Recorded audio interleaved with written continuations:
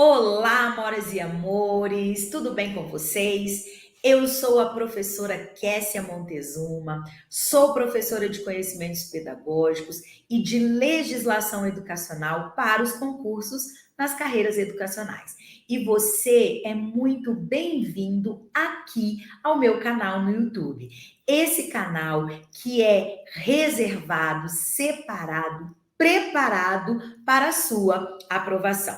E hoje nós vamos dar continuidade à comemoração do mês dos professores. Tivemos o nosso dia no dia 15 de outubro, mas o mês inteiro é dedicado a você, professor.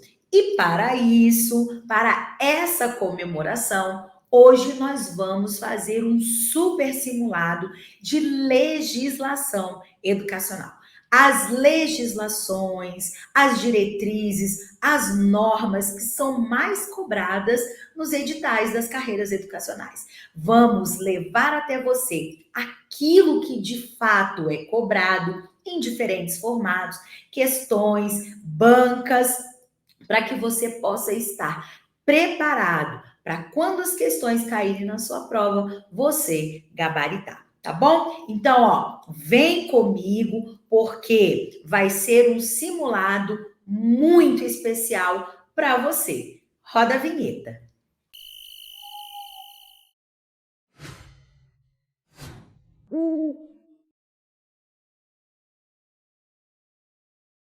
Então vamos lá, amoras e amores, para nossa última aula em comemoração ao mês dos professores. Mas antes de fato, nós adentrarmos nas resoluções das questões de legislação educacional, quero deixar aqui para vocês as minhas redes sociais, começando pelo Instagram. Lá você vai me encontrar pelo @Kessia Montezuma. Esse perfil também é um perfil que vai te ajudar aí na sua preparação.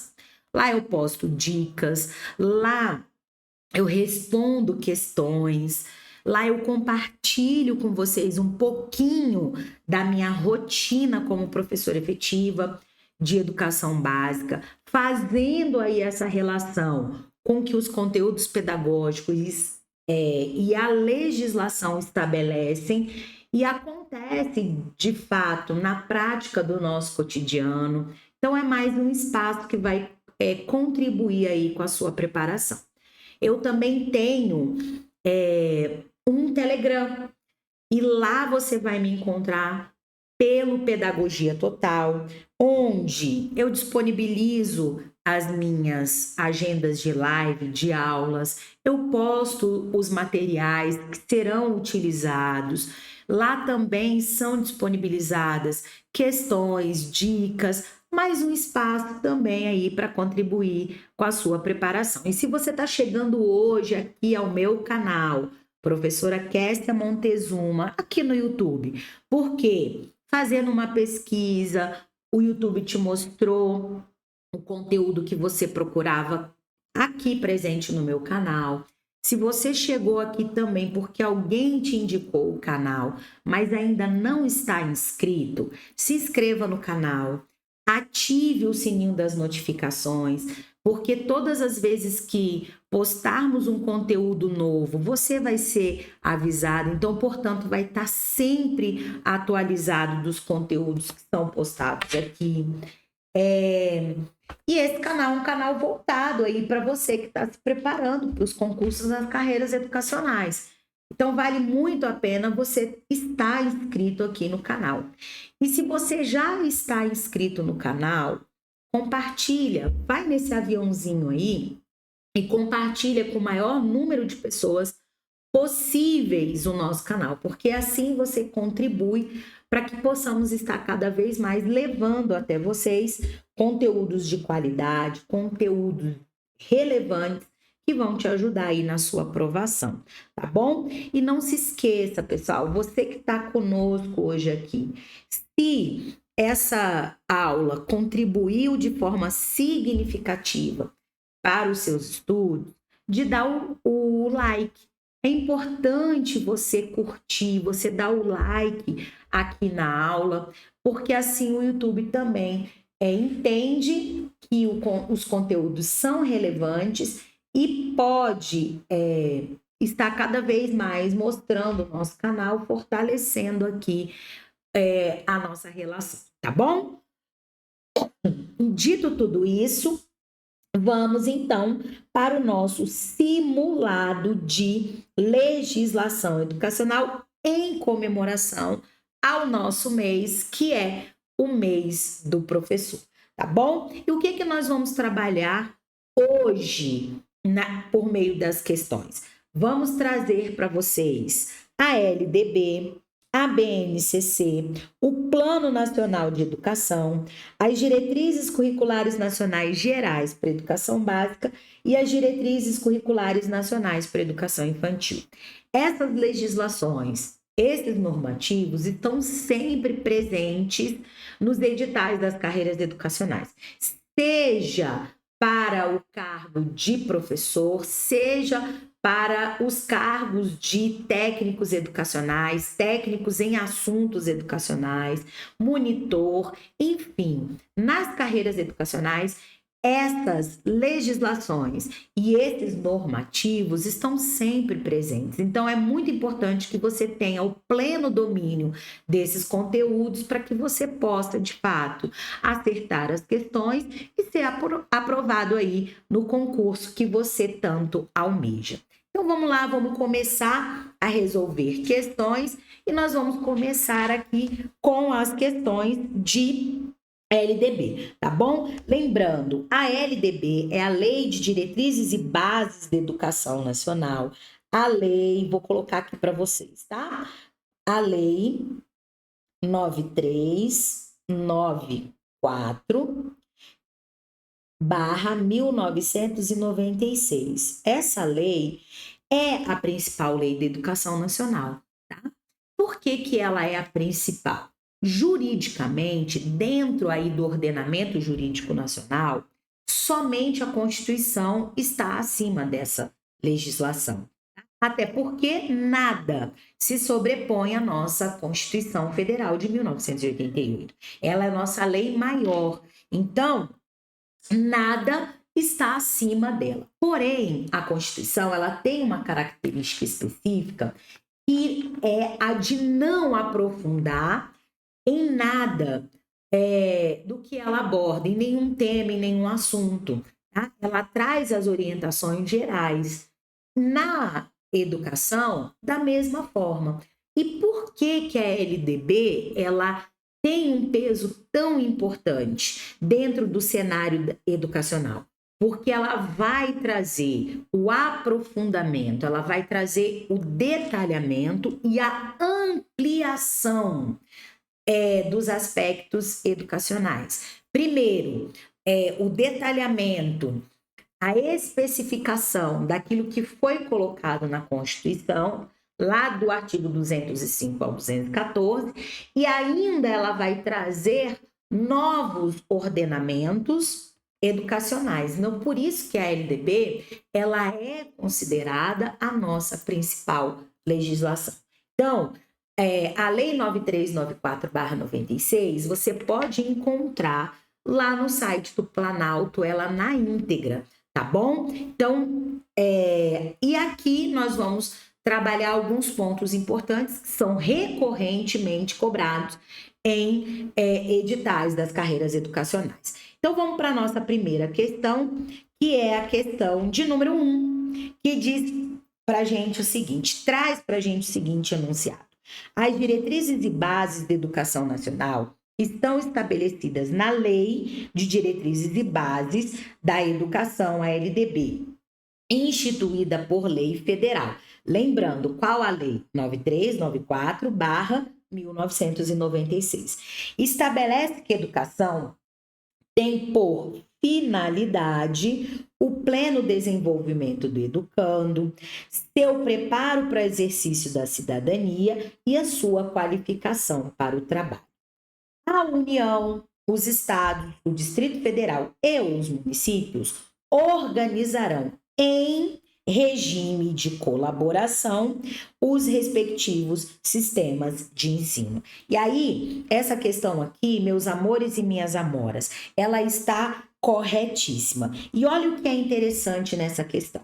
Primeiro, ela traz lá no enunciado qual é a finalidade, quais são os objetivos, finalidades, objetivos da educação, que eu costumo trazer nas minhas aulas, tanto presenciais quanto online, pelo mnemônico do PPQ, que é o pleno desenvolvimento do educando, seu preparo para o exercício da cidadania e a qualificação para o trabalho.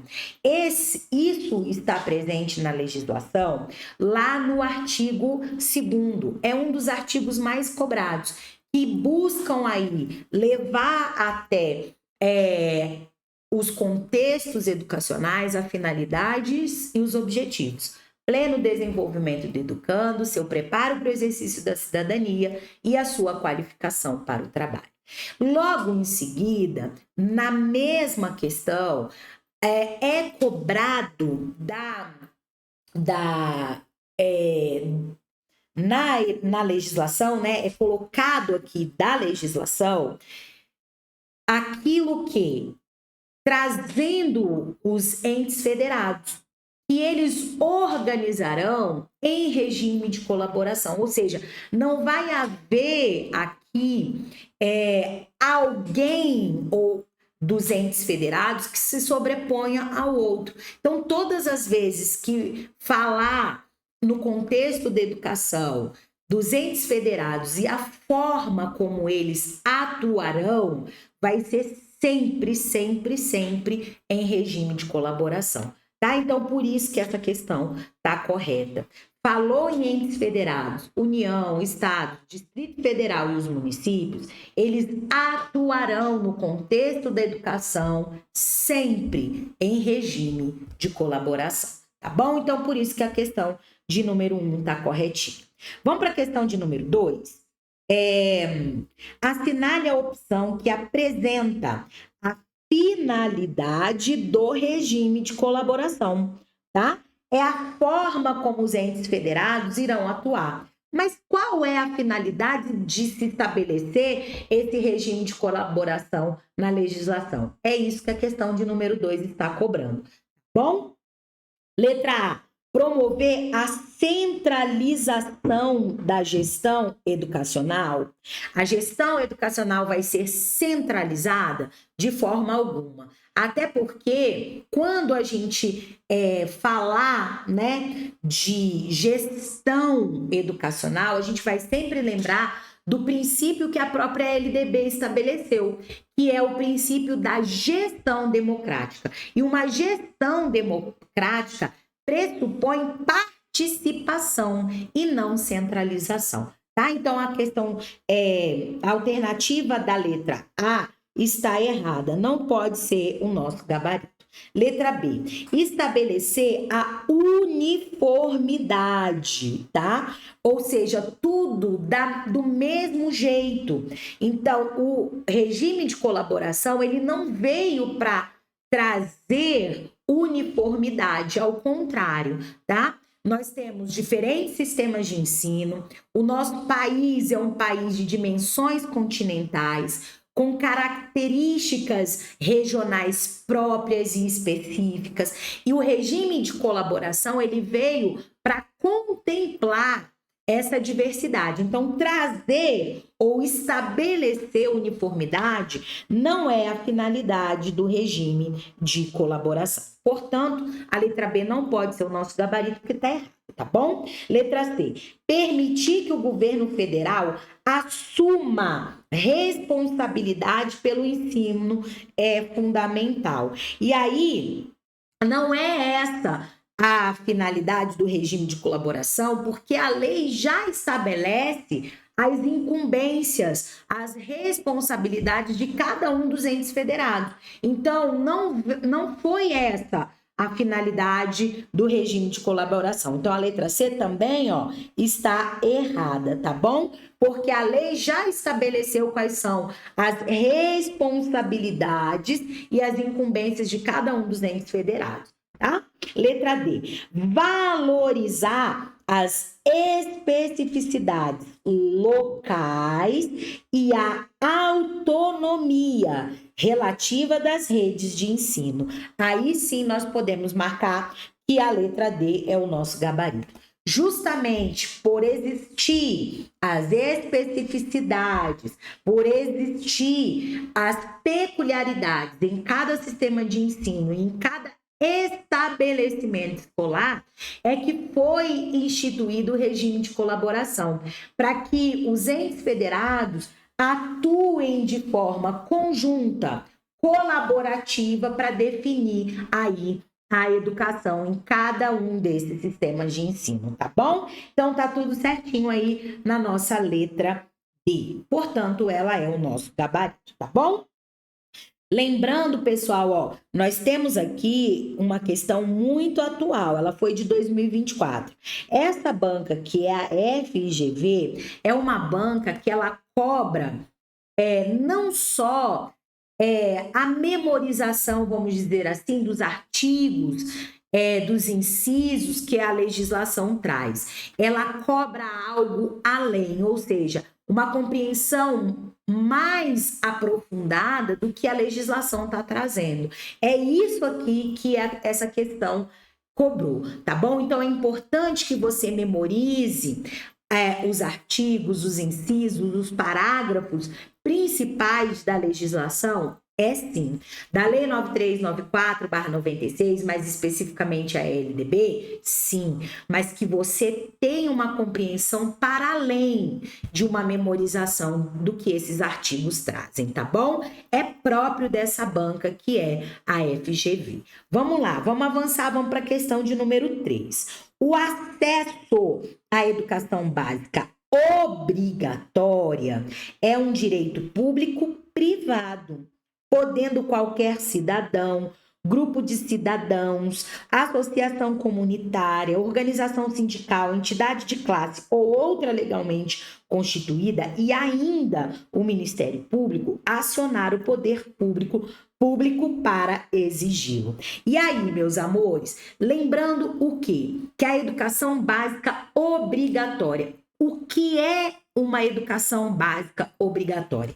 É aquela que vai da faixa etária dos 4 aos 17 anos. Esta é a educação pública obrigatória. O que se constitui essa obrigatoriedade? É o Estado ofertar essa educação para todos os estudantes nessa faixa etária, organizada em pré-escola, ok? Pré-escola, ensino fundamental e ensino médio. Então, o poder público deve ofertar escola para todos os estudantes que estiverem nessa faixa etária, dos 4 aos 17 anos, organizada em pré-escola, ensino fundamental e ensino médio. E os responsáveis matricular. Então, a obrigatoriedade se dá tanto na oferta quanto na matrícula. Na oferta pelo poder público e na matrícula pelos pais ou responsáveis desses estudantes que estiverem nessa faixa etária. Então, isso se constitui a chamada obrigatoriedade da educação básica, tá? E o que a lei diz que essa obrigatoriedade é? Um direito público privado? Errado. Tá? Aqui na questão está errado, porque não é um direito público privado, e sim um direito público subjetivo, ok? O que isso significa? Exatamente o que a questão vai complementando, que qualquer cidadão, grupo de cidadão, associação comunitária, organização sindical, entidade de classe ou outra legalmente constituída, pode exigir que seja cumprido. Então, é aquele direito que os cidadãos nessa faixa etária têm, independentemente de querer ou não usufruí-lo, tá? Então, isso é o direito público subjetivo, tá? Não existe a necessidade legal de se requerer. Ele já existe constituído para esses estudantes dentro dessa faixa etária. Isso que se constitui esse chamado direito público subjetivo e não direito público privado, tá? É até uma contradição, direito público privado. Ou ele é público ou ele é privado. Na realidade, ele é um público e subjetivo. Por quê? Porque não há necessidade de se recorrer a ele para usufruir de tal. Não, ele já está estabelecido para essa faixa etária, tá bom? Vamos lá, questão de número 4. Conforme prevê a Lei de Diretrizes e Bases da Educação Nacional, é de incumbência dos estabelecimentos de ensino. Antes da gente marcar qual é, eu vou salientar aqui para vocês o quê? Que as incumbências dos estabelecimentos de ensino, elas estão previstas no artigo 12 da LDB. E esse artigo 12 é um dos artigos mais cobrados. Se você prestar atenção, nossa questão é de 2024. Nós estamos trazendo para vocês, inclusive, nesse nosso aqui simulado de legislação educacional, questões muito atualizadas. Então, o artigo 12, que traz aí as incumbências dos estabelecimentos de ensino, as responsabilidades, as obrigações, dever. Quando a gente fala de incumbência, a gente fala de dever, tá? E lá no artigo 12 são estabelecidas 11 incumbências e são muito cobradas na legislação, né? Da legislação da LDB, são muito cobradas essas incumbências em questões de prova e você precisa saber quais são essas incumbências. Assim como o artigo 12, que traz as incumbências dos estabelecimentos de ensino, ou seja, das escolas, o artigo 13 também é muito cobrado, que traz as incumbências dos docentes. Então, dica de milhões, artigo 12, você tem que estar com ele na ponta da caneta. Ele é sempre muito cobrado, tá bom? Vamos ver lá. Qual é, segundo o artigo 12, incumbência dos estabelecimentos de ensino? Letra A. Organizar, manter e desenvolver os órgãos e instituições oficiais dos seus sistemas de ensino. Isso é uma incumbência de estabelecimentos de ensino? Não, não é. É uma incumbência de quem aqui? Essa é uma incumbência de entes federados, quais? Tanto de estados quanto de municípios. Tá bom? E aí, mais uma dica para vocês. Assim como é cobrado as incumbências no artigo 12 de estabelecimentos de ensino, no artigo 13 de docentes, também é cobrado as incumbências dos entes federados com a educação, tá? Com a oferta da educação. Então, o artigo 10, o artigo 11 também são artigos muito cobrados. O 9º, o artigo 10, o 11 também é bastante cobrado, tá? Então, aqui nós não vamos marcar que é a incumbência de estabelecimento de ensino, porque essa incumbência é tanto de estado quanto de município, tá? E aí, qual que é a grande dica também para você poder fazer essa relação do que é de estabelecimento de ensino, do que é de docente, do que é de estado, município, da União? É a abrangência. Percebe que organizar e manter e desenvolver órgãos e instituições oficiais de sistema de ensino. Então, a gente está falando de sistema de ensino que é algo abrangente, que é algo muito amplo, né? Sistema de ensino vai envolver o quê? tanto instituições quanto órgãos. Então, a escola, que é um núcleo mais específico de atuação, vai ser responsável por algo que é muito mais amplo? Não. Então, quando a gente fala dessa amplitude, a gente não pode pensar no estabelecimento de ensino, e sim num ente ou numa instituição muito maior. Então, não pode ser a escola, que é muito mais específica, que é própria de uma comunidade escolar e não de órgãos e instituições maiores. Então, para isso, a gente vai pensar em um sistema de ensino e não numa instituição específica, tá? Então, por isso aqui não poderia ser da escola. Letra B,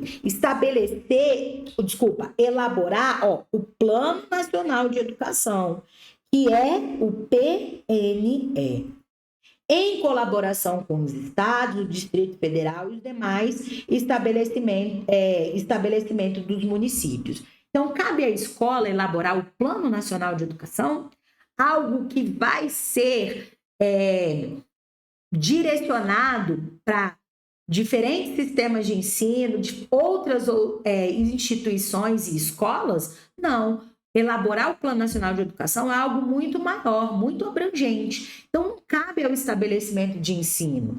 Elaborar o Plano Nacional de Educação é uma incumbência do ente federado União e não de um estabelecimento de ensino, tá, gente? Então, não poderia ser aqui também. Letra C, elaborar e executar sua proposta pedagógica. Aí sim, aí eu vou marcar aqui que é uma incumbência do estabelecimento de ensino e é uma incumbência de uma escola específica, né? A sua proposta pedagógica. A proposta pedagógica é o documento que caracteriza a identidade, a especificidade daquela instituição de ensino que o elabora. Então, cabe a ela elaborar esse documento para considerar as suas especificidades, as suas peculiaridades, caracterizar a identidade daquela instituição e da sua comunidade. Então, cabe a ela elaborar esse documento. Então, é incumbência de estabelecimento de ensino, sim. Inclusive, gente, é o inciso 1, tá? É o inciso 1 do artigo 12, que já traz aí como responsabilidade e incumbência que a escola estabeleça o seu PPP, elabore, execute, avalie o seu projeto político-pedagógico, tá? A proposta pedagógica nada mais é do que o PPP, tá? Então, questão de número 4, a resposta correta é a letra C, tá bom? Então, grava aí, artigo 12, artigo 13, são artigos muito cobrados na legislação. E aí, aproveitando, inclusive, que a gente já está aí falando de legislação educacional, falando de LDB, eu quero deixar para você aí outra dica de milhões, que é a minha plataforma de estudos, a Pedagogia Total.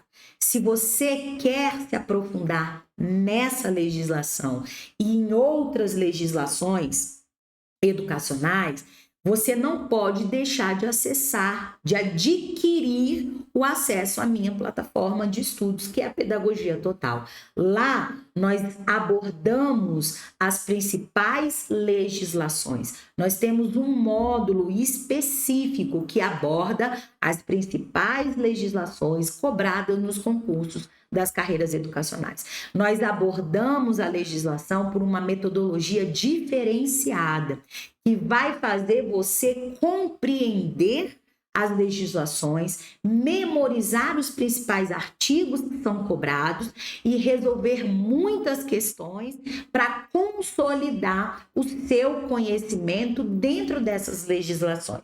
Nós já temos lá legislações como Constituição Federal, como a própria LDB, o Plano Nacional de Educação, nós temos já a Base Nacional Comum Curricular, então nós temos as principais diretrizes curriculares nacionais que estão colocadas e são cobradas nos editais das carreiras educacionais, então você não pode perder essa oportunidade. E o que é mais bacana, você faz um único pagamento, e vai ter acesso durante 2 anos a essa plataforma que vai estar sendo constantemente atualizada.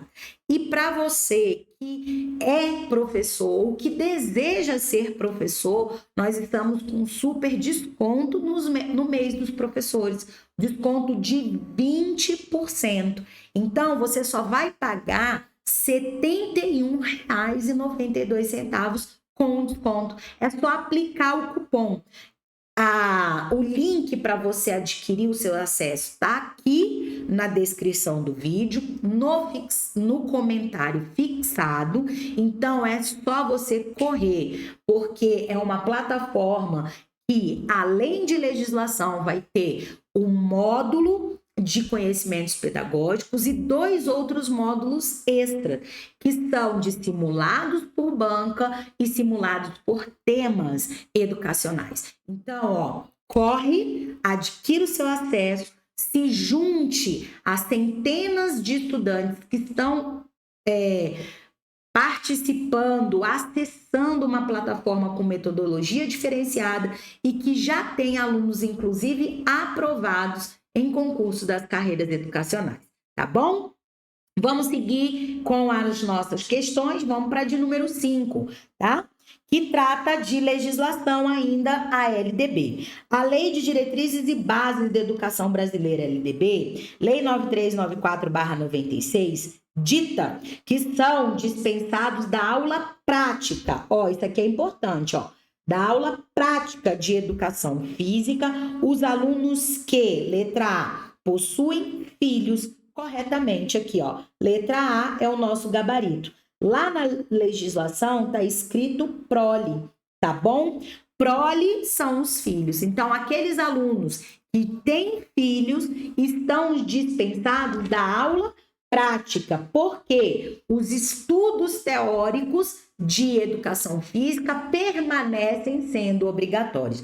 Por quê? Porque a educação física é um componente curricular obrigatório na educação básica, tá? Ou seja, educação infantil, ensino fundamental e ensino médio. Mas existem esses casos em que a prática é facultativa ao aluno, ou seja, ele pode ou não praticar. E quais são? O primeiro é esse que está na letra A, os que possuem prole. Nós temos também para os maiores de 30 anos, nós temos também a facultatividade para aqueles que estão cumprindo o serviço militar obrigatório, nós temos também a facultatividade para aqueles que possuem doenças incapacitantes. Então, a todos esses estudantes, ainda tem também os que cumprem jornada de trabalho igual ou maior do que 6 horas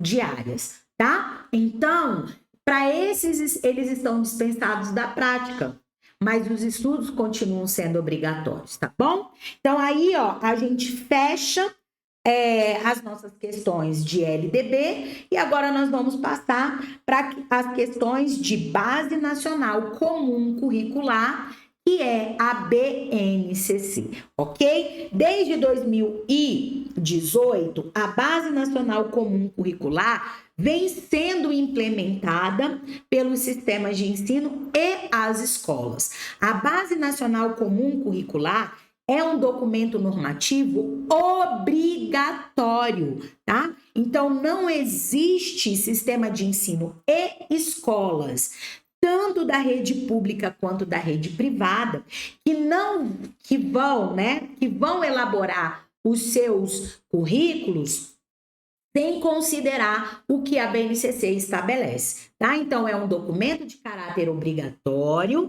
para as escolas de educação básica, tanto públicas quanto privadas.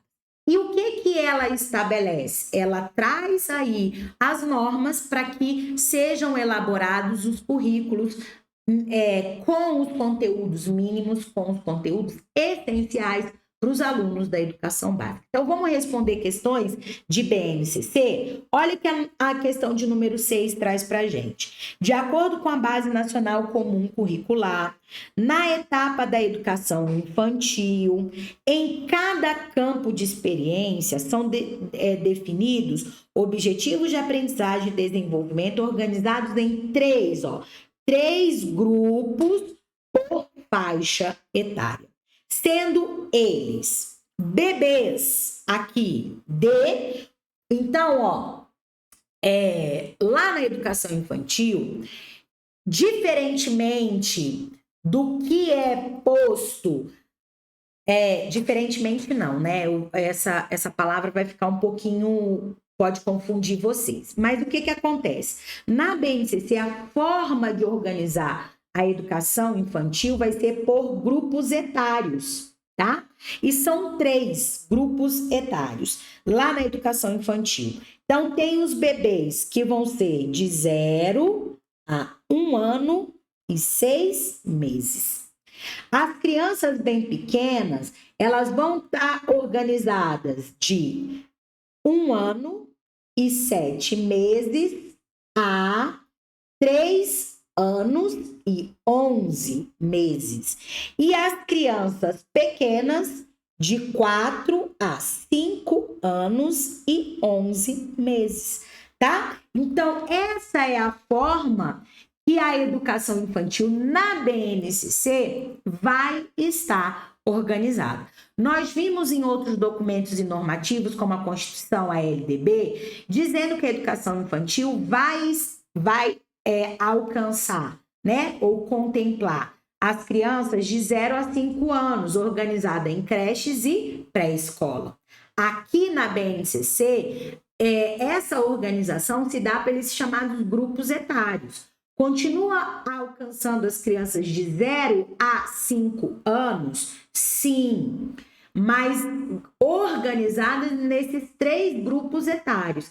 Essa é a diferença que a BNCC traz em relação aos outros normativos. A forma de organizar por grupos etários, tá? Então, você tem que saber essa diferença que é dada na BNCC. Tá bom? Então, essa forma que tá aqui corretamente contemplada nessas lacunas é o que você vai encontrar aonde? Na letra B, tá? De 0 a 1 ano e 6 meses para os bebês, de 1 ano e 7 meses a 3 anos e 11 meses para as chamadas crianças bem pequenas e de 4 a 5 anos e 11 meses para as chamadas crianças pequenas, tá bom? Vamos lá, questão de número 7. A Base Nacional Comum Curricular apresenta organizadores curriculares. O primeiro deles é apresentado por campos, campo aqui está dizendo, né? Campo de experiência. Qual campo descrito abaixo não corresponde aos inseridos na BNCC? E aí, a educação infantil, ela vai possuir 5 campos de experiência, tá? Lembrando que essa forma de organização curricular por campos de experiência na BNCC está presente somente na educação infantil, tá? A educação infantil não vai estar organizada por componentes curriculares, não vai estar organizada por áreas de conhecimento, e sim pelos chamados campos de experiências, tá bom? E são 5. Aqui a questão está cobrando o seu conhecimento desses 5 campos de experiência. Como que cobrou? Colocando um que não é. Então, para você saber o que não é, você tem que saber quais são os 5, tá? Campos de experiência. Vamos lá. Letra A. O eu, o outro e o nós é um campo de experiência? Sim, tá? Musicalização, ludicidade e imaginação é um campo de experiência? Não. Então, aqui, nós já vamos colocar que o nosso gabarito é a letra B. Não existe o campo de experiência musicalização, ludicidade e nem imaginação. Mas, Kessia, existe e se trabalha no currículo de educação infantil tanto musicalização, quanto ludicidade, quanto imaginação. Sim, mas não é constituído um campo de experiência, tá bom? Então, por isso, o nosso gabarito é o que está na letra B, como não sendo um campo de experiência, de acordo com a BNCC. Letra C, escuta, fala, pensamento e imaginação é um campo de experiência? Sim.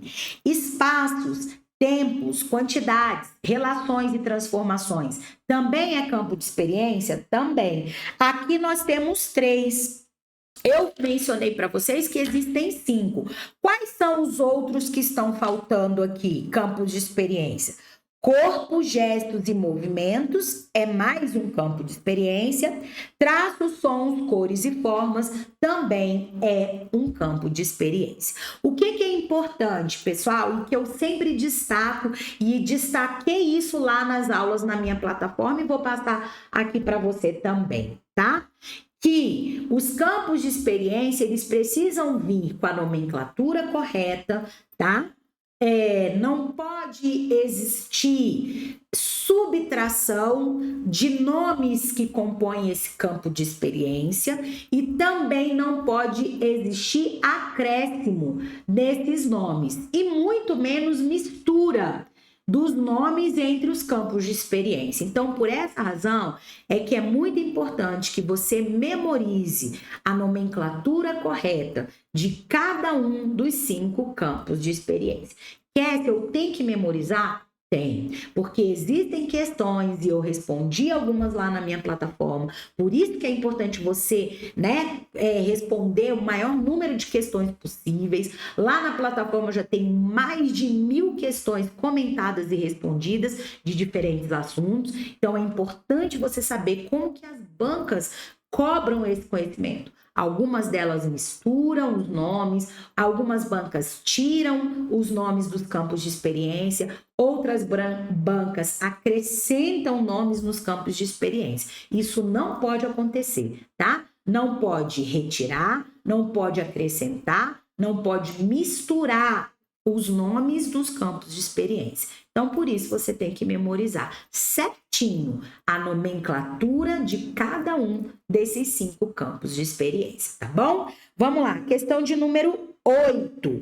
A Base Nacional Comum Curricular, BNCC, organiza as aprendizagens necessárias para desenvolver as competências gerais de formas diferentes em cada etapa, respeitando as especificidades de cada faixa etária e ano escolar. Sobre a estrutura da BNCC no ensino fundamental, é falso, ou seja, está errado afirmar que, letra A, o ensino fundamental está organizado em 4 áreas do conhecimento. E aqui, ó, é o nosso gabarito, tá? Letra A é o erro. Por quê? Porque a BNCC estabeleceu para o ensino fundamental 5 áreas de conhecimento e não 4. Tá bom? Vou botar aqui, ó, 5 áreas do conhecimento e não 4, tá?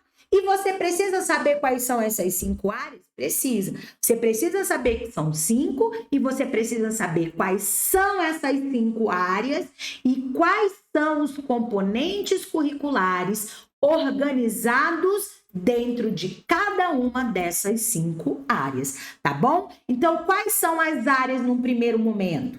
Linguagens, matemática, ciências da natureza, ciências humanas e o ensino religioso, tá? Então, nós temos lá, ó, linguagens, matemática, ciências da natureza, ciências humanas e ensino religioso. Todas essas são as 5 áreas do conhecimento do ensino fundamental, tá bom? E os componentes curriculares? Aí você vai encontrar, lá na minha aula na plataforma, tá bom? O gabarito aí é a letra A. Vamos para frente? Vamos responder mais uma de Base Nacional Comum Curricular? Questão de número 9. movimentos, gestos, sons, formas, estrutura, cores, palavras, emoções, transformações, relacionamentos, histórias, objetos, elementos da natureza na escola e fora dela, ampliando seus saberes sobre culturas em suas diversas modalidades, as artes, a escrita, a ciência e a tecnologia. De acordo com a Base Nacional Comum Curricular, BNCC, o trecho faz referência ao direito de aprendizagem e desenvolvimento na educação infantil, denominado de conviver, letra A, brincar, letra B, letra C, participar, letra D, explorar e letra E, conhecer-se. E aí, meus amores, olha só, que interessante, né? A BNCC ela vai estabelecer 6 direitos de aprendizagem. 1, 2, 3, 4, 5. Aqui foram colocados 5, faltou 1. Quando a gente falar de direitos de aprendizagem na educação infantil, segundo a BNCC, você vai lembrar que existe o CBPEC, tá? É o meu mnemônico. CBPEC. Aqui, ó. CBPEC. Tá? PEC. Onde o C aqui, vou botar aqui, todos eles de uma cor diferentinha, tá? O conviver, o brincar, o participar, o explorar, o expressar e o conhecer-se. Tá? Esses são os 6 direitos de aprendizagem estabelecidos para a educação infantil, segundo a BNCC. Esse é o primeiro passo, você precisa memorizar todos eles. Aqui faltou expressar, tá? Entre as alternativas aqui, eles decidiram deixar esse de fora, tá bom? Mas são esses 6 os direitos de aprendizagem, segundo a BNCC para a educação infantil. Além de você memorizar quais são esses direitos, você precisa saber o que cada um deles se constitui. Foi isso que a questão de número 9, atualíssima, ó, de 2024, cobrou de você, tá? E tudo isso que está mencionado no enunciado se refere ao direito de aprendizagem, sabe qual? O explorar é o que está na letra D. Então, explorar movimentos, gestos, sons, formas, texturas, cores, tudo isso que está mencionado aí no enunciado faz parte dessa composição do direito de explorar. Então, a criança tem direito de explorar tudo isso. E lá na BNCC, cada um desses direitos estabelecidos para a educação infantil estão postos e o que constitui cada um deles. E saber é, sim, uma tarefa sua, tá bom? Então, é aprofundamento. Memorizar quais são os 6 direitos, porque às vezes existem questões que vão cobrar só você conhecer quais são esses 6 direitos e outras questões vão cobrar o que constitui cada um desses 6 direitos, tá bom? Vamos lá, vamos para frente. Aqui a gente finaliza a BNCC e vamos entrar agora numa legislação importantíssima que também é muito cobrada nos editais das carreiras educacionais, que é o PNE, Plano Nacional de Educação. Lembrando a você que o Plano Nacional de Educação, o atual Plano Nacional de Educação, ele tem vigência de 10 anos. Aliás, todos os planos nacionais de educação deverão ter vigência de 10 anos. Porque quem estabeleceu isso? O artigo 214 da Constituição Federal. Lá o artigo 214 da Constituição Federal, vou até botar aqui, ó, que é a base legal de todo o Plano Nacional de Educação, tá? Base legal dos Planos Nacionais de Educação, todos eles, é a Constituição Federal de 1988, lá no artigo 214, tá? Lá estabelece a exigência da elaboração em colaboração entre os entes federados do estabelecimento de um Plano Nacional de Educação com vigência de 10 anos. Está escrito lá, ele deve ser decenal. Porém, esse Plano Nacional de Educação aqui, o atual que nós temos, e está em vigência, estabelecido pela Lei 13.005 de 2014, ele teve a sua vigência prorrogada, tá? Ele teve a sua vigência prorrogada para 31/12 de 2025. Por quê? Porque ele deveria ter sido substituído por outro Plano Nacional de Educação agora, em 2024, tá? Mas ele foi prorrogado até dia 31/12 de 2025. Então, o atual Plano Nacional de Educação, olha, amoras e amores, presta atenção, que tem o quê? 10 diretrizes. Esse, tá bom? 10 diretrizes. Esse que possui 20 metas e 255 estratégias, está em vigência até essa data aqui, tá bom? Então, de 2014 a 2024, tá bom? Com vigência prorrogada até essa data. Então, tudo que está nele, as 10 diretrizes, as 20 metas e as 255 estratégias, estão valendo. Então, se a sua prova vai ocorrer até antes do dia 31/12 de 2025, você vai estar tendo aí a responsabilidade de conhecer esse documento, tá bom? E é o que a gente vai fazer agora, responder questões sobre ele, tá bom? Vamos lá, ó, questão de número 10.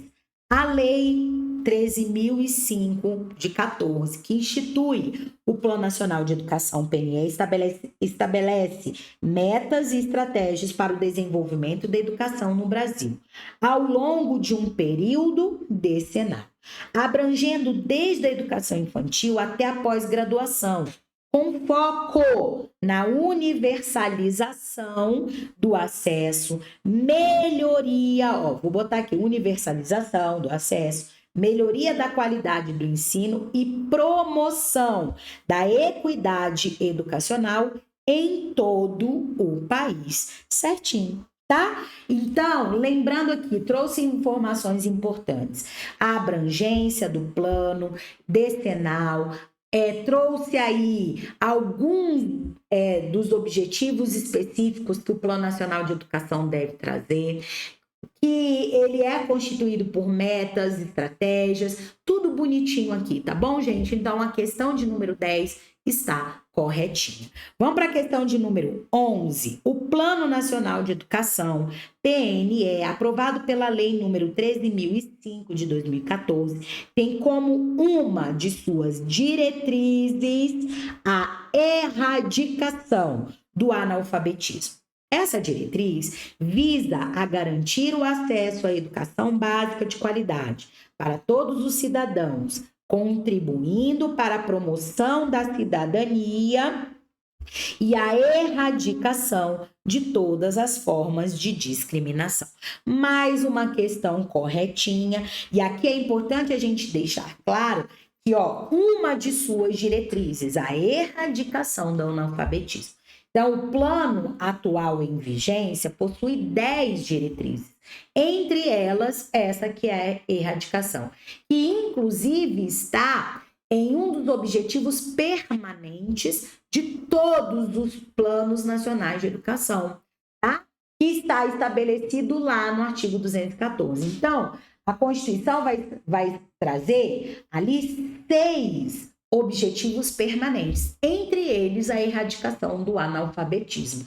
Tá bom, meus amores? E aqui no plano ele vai aparecer como uma das 10 diretrizes. Você precisa saber quais são as 10? Com toda certeza, tá bom? E nós trabalhamos isso, inclusive, nas nossas aulas que estão disponíveis lá na plataforma, tá bom? Vamos lá, questão de número 12. O Plano Nacional de Educação, PNE, aprovado pela Lei número 13.005 de 14, prevê a realização de pelo menos, 2 conferências nacionais de educação até o final do decênio. Ou seja, então, em 10 anos de vigência, é necessário que seja feita pelo menos 2 conferências. Podem ser feitas mais? Sim, mas pelo menos 2, a Lei 13.005 de 2014 estabelece que devem ser feitas. Olha que interessante, precedidas de conferências distritais, municipais e estaduais. Essas conferências têm como objetivo avaliar a execução do PNE e subsidiar a elaboração do Plano Nacional de Educação para o decênio subsequente, tá bom? Então, tudo isso aqui está correto.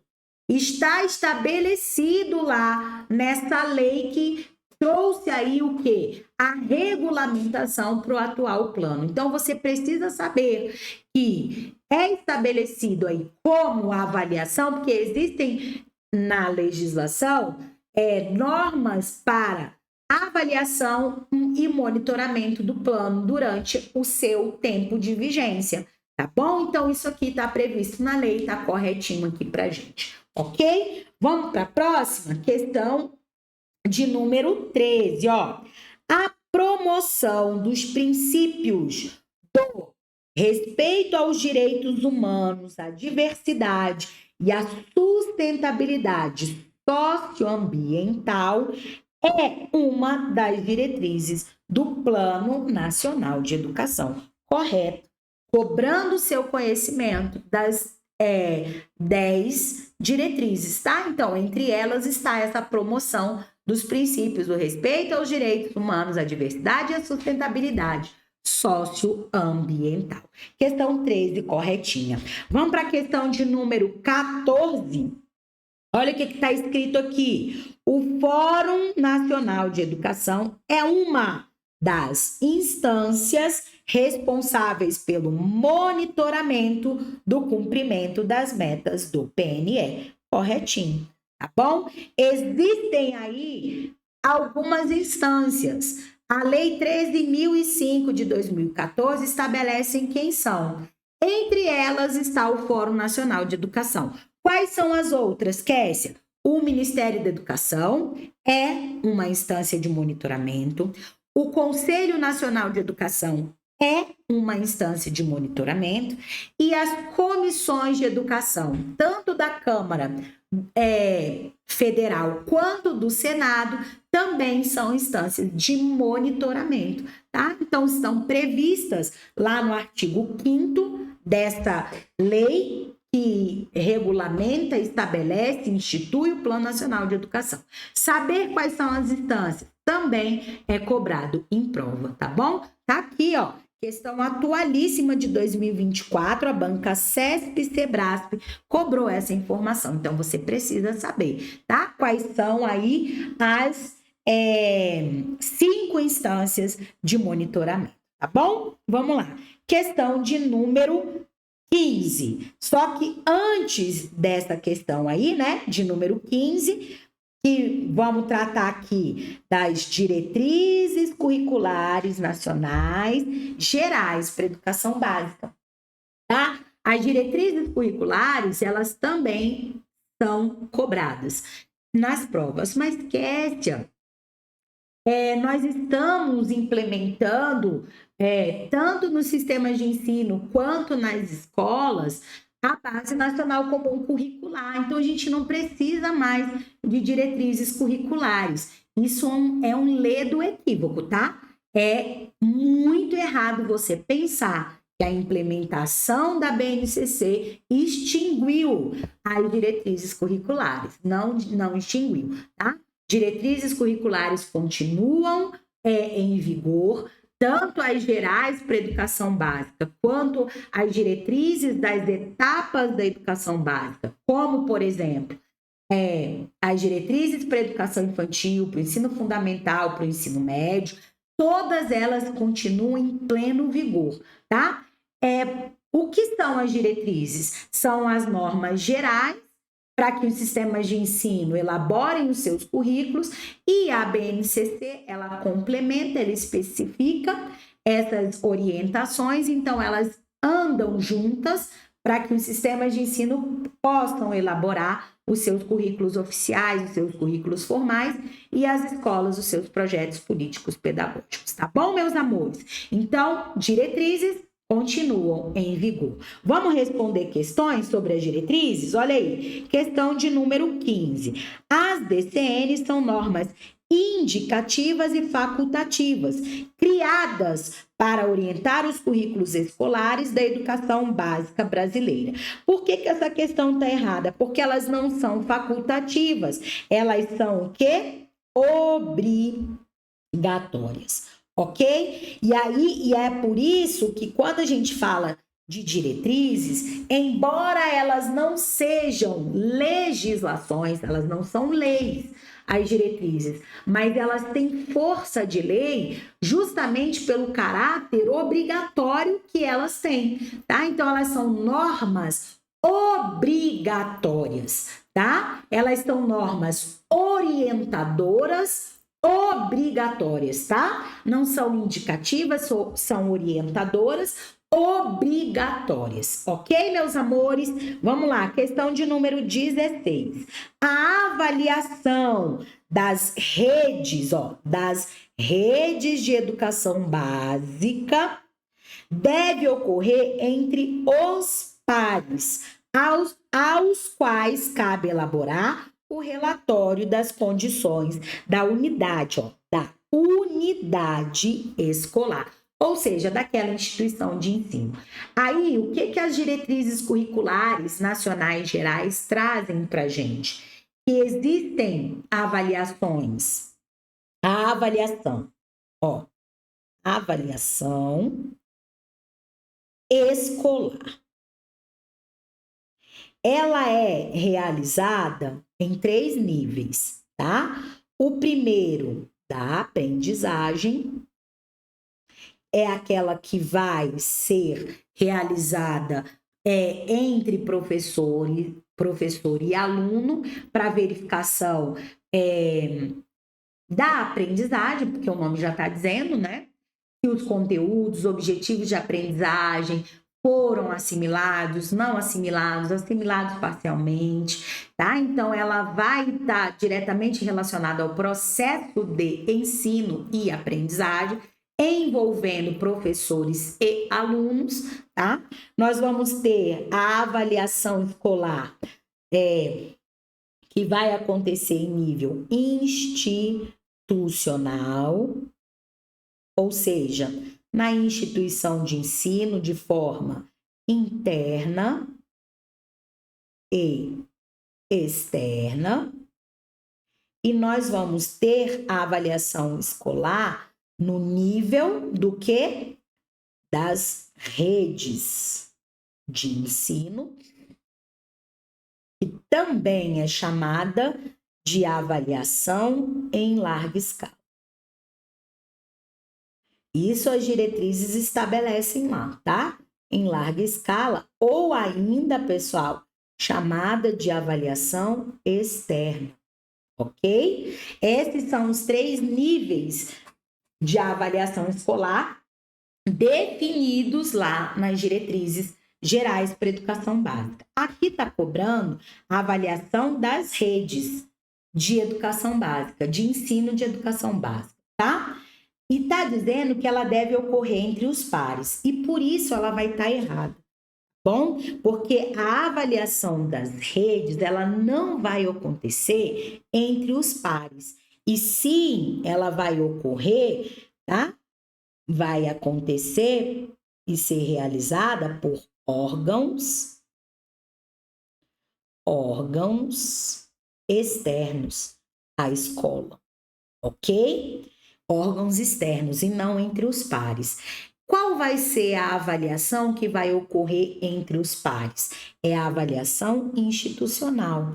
Os pares, pessoal, é a comunidade escolar, tá?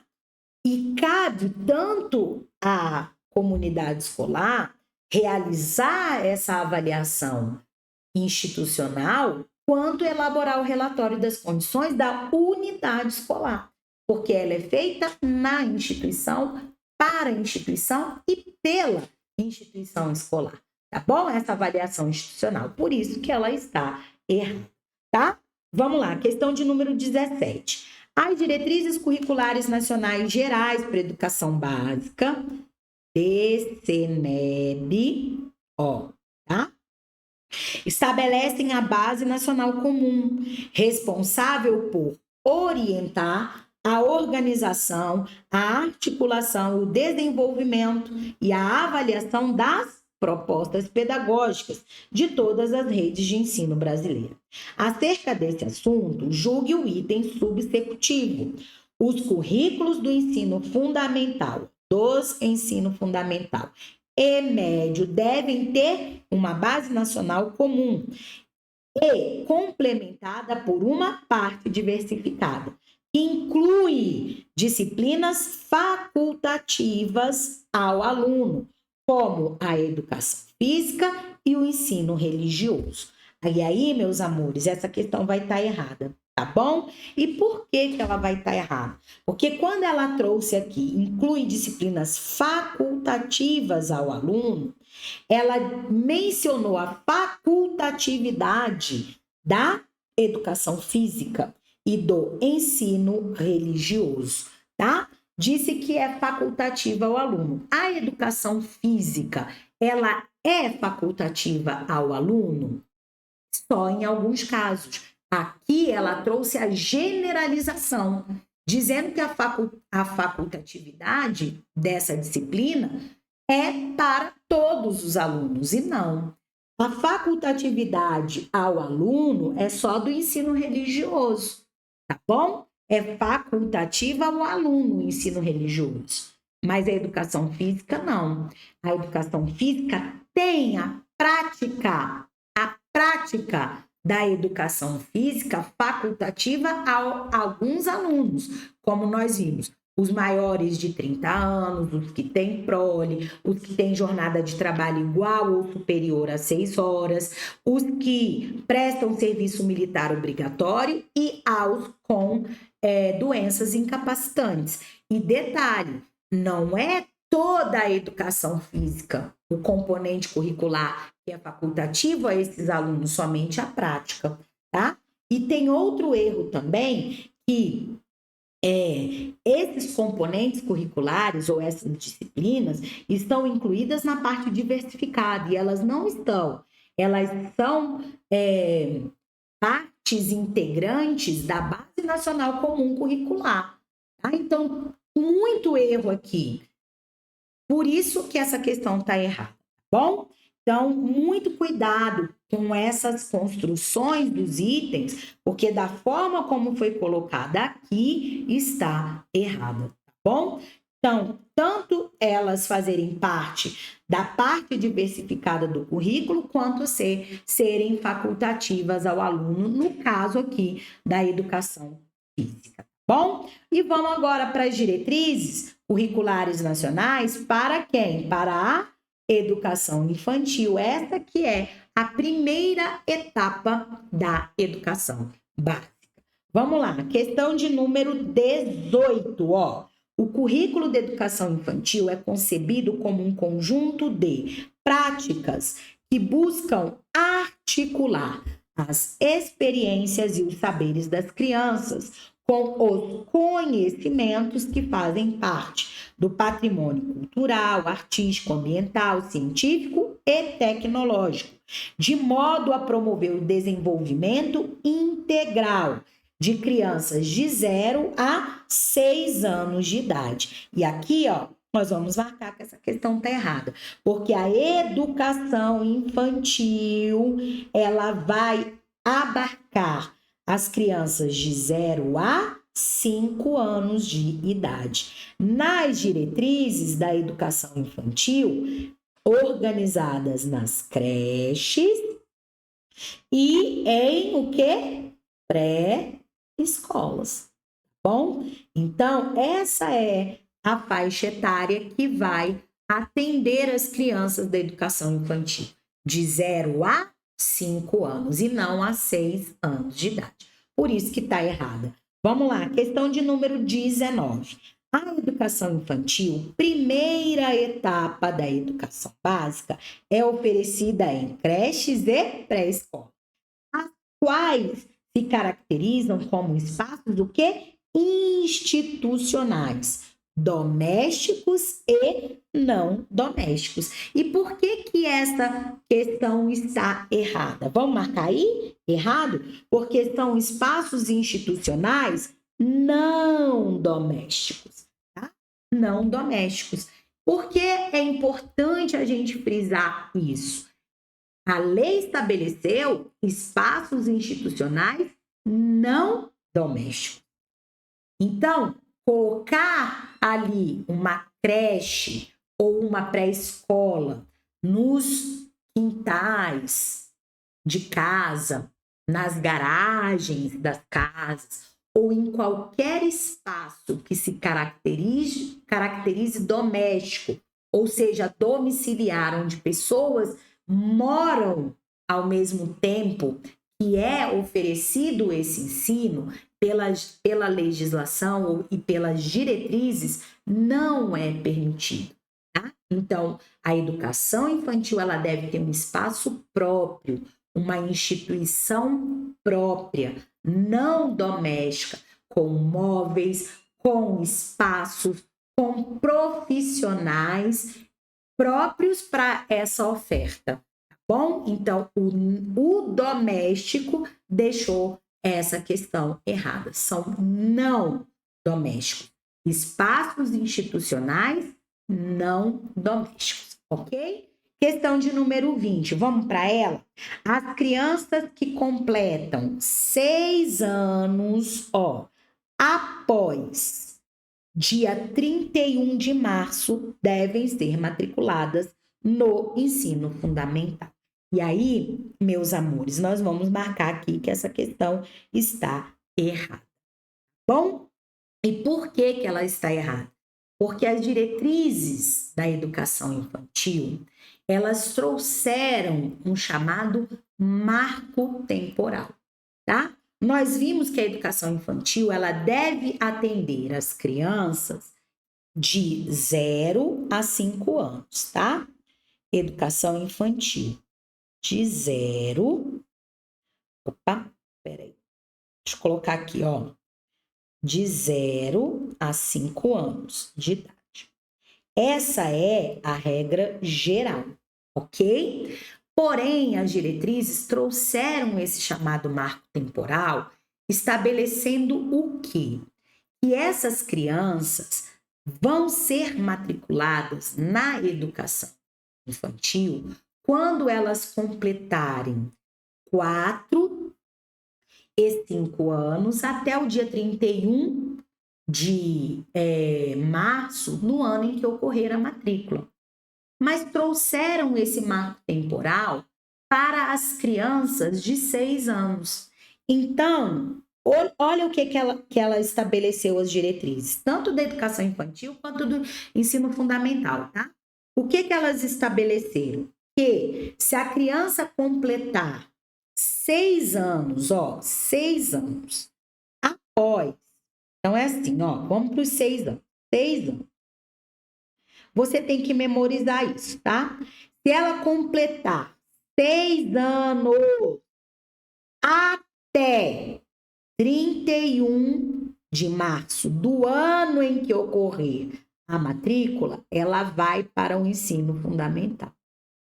Se ela completar 6 anos após o dia 31/3, ela vai para a educação infantil, ok? Ela vai vir para cá.